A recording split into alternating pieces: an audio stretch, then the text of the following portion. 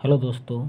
आजकल के छात्र और छात्राओं का सबसे महत्वपूर्ण समस्या होता है कि करंट अफेयर कैसे पढ़ें, कहाँ से पढ़ें और क्या पढ़ें। तो मैं आपके इस समस्या का हल लेकर आया हूँ अपने इस यूट्यूब चैनल पर, जो डेली बेसिस पर करंट अफेयर की क्लासेस चलेंगी, जो कि द हिंदू न्यूज़पेपर पर आए खबरों के आधार पर रहेंगी, जो आपके लिए बेहद महत्वपूर्ण होंगे किसी भी कॉम्पिटिटिव एग्ज़ाम्स के लिए। तो चलिए वीडियो की शुरुआत करते हैं। अगर आप मेरे चैनल पर नए हैं तो सब्सक्राइब करना बिल्कुल भी ना भूलें। आज का हमारा पहला सवाल है, हाल ही में कौन सा देश भारत को एक शीर्ष तेल आपूर्तिकर्ता के रूप में उभरा है? Recently which country has emerged as a top oil supplier to India? Option A Russia, option B China, option C Iraq, option D America. तो इसका करेक्ट आंसर होगा रसिया। आइए व्याख्या को देखते हैं। पहली बार रूस नवंबर 2022 में इराक की जगह भारत को एक शीर्ष तेल आपूर्तिकर्ता के रूप में उभरा है। अगला क्वेश्चन देखते हैं। हाल ही में भारत का कौन सा राज्य अपना जलवायु परिवर्तन मिशन शुरू करने वाला भारत का पहला राज्य बन गया है?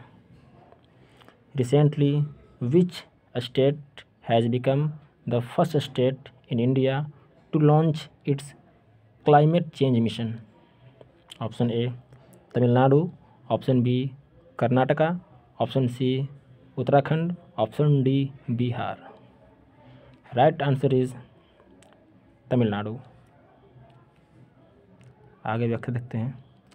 तमिलनाडु अपना जलवायु परिवर्तन मिशन शुरू करने वाला भारत का पहला राज्य बन गया है, इसीलिए चर्चा में था।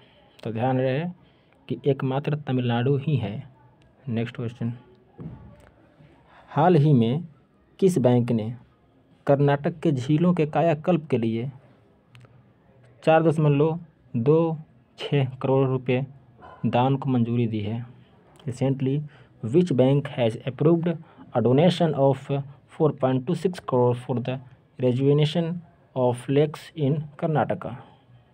Option A PNB Punjab national bank, option B ICICI bank, option C SBI state bank of India, option D Canara bank.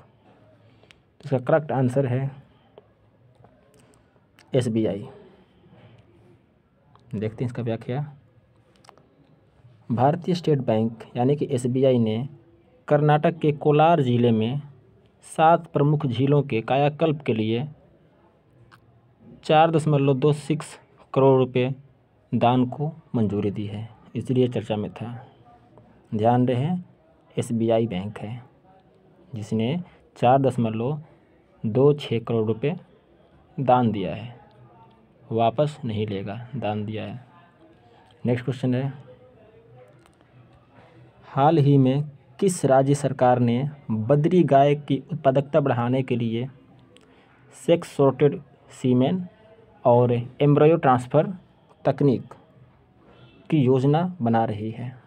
ये दो तकनीक ऐसी तकनीक है, ये जिसके ज़रिए सरकार गाय की संख्या बढ़ा रही है, जिससे दूध उत्पादन में वृद्धि हो सके। रिसेंटली विच स्टेट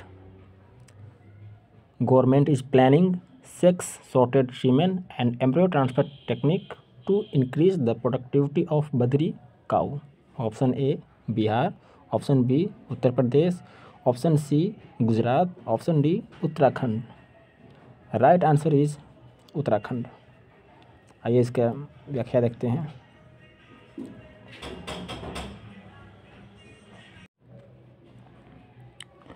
तो उत्तराखंड सरकार ने बद्री गाय की उत्पादकता बढ़ाने के लिए सेक्स सॉर्टेड वीर्य और भ्रूण हस्तांतरण तकनीक के माध्यम से आनुवंशिक वृद्धि की योजना बना रही है। तो आइए हम देखते हैं कि सेक्स सॉर्टेड सीमेन तकनीक क्या है? यह कृत्रिम गर्भाधान की वह नवीनतम तकनीक है जिसके अंतर्गत सीमेन की सॉर्टिंग करके उसमें से मेल या वाई क्रोमोसोम को अलग कर केवल फीमेल या एक्स क्रोमोसोम को रखा जाता है। मीन्स कि जो वाई क्रोमोसोम है वो मेल के लिए उत्तरदायी होता है और एक्स क्रोमोसोम फीमेल के लिए उत्तरदायी होता है। तो बछड़ा या बछिया पैदा होने से पहले ही वाई क्रोमोसोम को बाहर निकाल दिया जाता है इस तकनीक से और एक्स को यहीं पर छोड़ देते हैं, जिससे क्या होगा कि सिर्फ बछिया ही पैदा होगी। तथा कृत्रिम गर्भाधान करने के उपरांत इसमें केवल बछिया पैदा होती है। ऐसा डिसीजन क्यों लिया गया है? क्योंकि आज के समय में देश में बछड़ों की संख्या प्रतिदिन बढ़ती जा रही है तथा दूसरी तरफ खेतों में बैलों का इस्तेमाल न्यूनतम होने लगा है। इसकी वजह से यह अनुपयोगी हो गए हैं तथा सड़कों पर आवारा पशुओं के रूप में घूमते रहते हैं। इसीलिए यह इनिशिएटिव शुरू किया गया है कि अगर फीमेल बछिया रहेगी तो ये दूध उत्पादन में वृद्धि के लिए उत्तरदायी रहेगी। तो नेक्स्ट क्वेश्चन देखते हैं, विजय दिवस कब मनाया जाता है? विजय दिवस कब मनाया जाता है? When is Vijay Diwas celebrated? Option A 15 December, option B 16 December, option C 17 December, option D 18 December. इसका सही आंसर है ऑप्शन ए 15 दिसंबर। चलिए व्याख्या की तरफ चलते हैं। हर साल 16 दिसंबर को भारत 1971 के संघर्ष में पाकिस्तान पर अपनी जीत को याद करने के लिए विजय दिवस मनाता है। जब 1971 में भारत की जीत हुई थी पाकिस्तान से, तो उसी समय एक स्वतंत्र देश के रूप में बांग्लादेश का गठन हुआ था। आपको पता होगा कि बांग्लादेश पहले पाकिस्तान ही का एक भाग था, बल्कि उसको हम पूर्वी पाकिस्तान कहते थे और जो आज का पाकिस्तान है वो पश्चिमी पाकिस्तान कहते थे। तो जब संघर्ष हुआ था हमारा 1971 में, तो हमने इस पूर्वी पाकिस्तान को पश्चिमी पाकिस्तान से अलग कर इसे स्वतंत्र रूप से एक देश में मान्यता दिलाकर बांग्लादेश का गठन किया था। आइए अगला क्वेश्चन देखते हैं। हाल ही में किस राज्य ने उरु बोलते हैं नाव के लिए, शब्द उरु यूज होता है, केरला में होता है। उरु नाव के लिए जीआई टैग के लिए आवेदन किया है? किस राज्य ने उरु नाव के लिए जीआई टैग के आवेदन किया है? Recently which state has applied for GI tag for Uru? Option A Kerala, option B Maharashtra, option C Karnataka, option D Orissa. तो इसका राइट आंसर है ऑप्शन ए केरला। इसकी व्याख्या पढ़ते हैं। जिला पर्यटन संवर्धन परिषद कोझिकोड केरल ने प्रसिद्ध बेपोर उरु नाव के लिए भौगोलिक संकेत जीआई टैग के लिए आवेदन किया है। अगर हम अन्य तथ्य की बात करें, फ़िलहाल में कुछ चीज़ों के लिए जीआई टैग को मान्यता मिली है। उसमें से असम के गमोसा का मतलब यहाँ पर होता है, हम कह सकते हैं टॉवल, एक स्पेशल टॉवल होता है, असम का टॉवल होता है, तो इसीलिए इसको जीआई टैग का मान्यता सरकार द्वारा दे दिया गया है। दूसरा है तेलंगाना का सुदूर रेड ग्राम, तंदूर रेड ग्राम एक्चुअली कुछ नहीं है, एक ये अरहर का दाल होता है, एक अरहर के दाल का किस्म है, ये अरहर दाल का किस्म है। और लद्दाख की एप्रिकॉट, तो लद्दाख का एप्रिकॉट उसको भी जीआई टैग मिला है, सहित विभिन्न उत्पादों को भौगोलिक संकेत यानी कि जीआई टैग प्रदान किया गया है। अब कुछ लोग पॉइंट को देखते हैं बिना क्वेश्चन के फॉर्म में, जैसे यूके, फ्रांस और यूएई।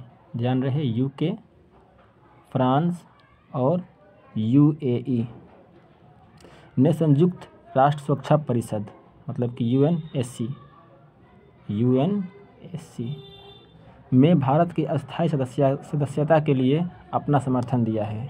अभी हमें मालूम है कि भारत यूएनएससी का स्थायी सदस्य नहीं है। तो इसको सदस्य मिलने के लिए इन 3 देशों ने समर्थन दिया है। नेक्स्ट पॉइंट देखते हैं कि भारत नेपाल के बीच भारत नेपाल संयुक्त परीक्षण अभ्यास सूर्य किरण, भारत और नेपाल के बीच एक्सरसाइज होता है, उसका नाम है सूर्य किरण, जो कि 16वां संस्करण अभी फ़िलहाल में हुआ है। नेपाल आर्मी बैटल स्कूल साल झंडी जो नेपाल में है, उसमें 16 से 19 के बीच में आयोजन होगा सूर्य किरण अभ्यास का, एक्सरसाइज का। दूसरा पॉइंट है कि डेनमार्क के विक्टर एक्सेलसेन ने बैंकॉक में सीजन के अंत में वर्ल्ड टूर फाइनल्स में बैडमिंटन पुरुष एकल खिताब जीता है। ध्यान रहे ये डेनमार्क के हैं, इन्होंने बैडमिंटन में एकल पुरुष एकल खिताब जीता है। तो आज के लिए इतना ही। अगर आप हमारे इस यूट्यूब चैनल पर नए हैं तो सब्सक्राइब करना ना भूलें।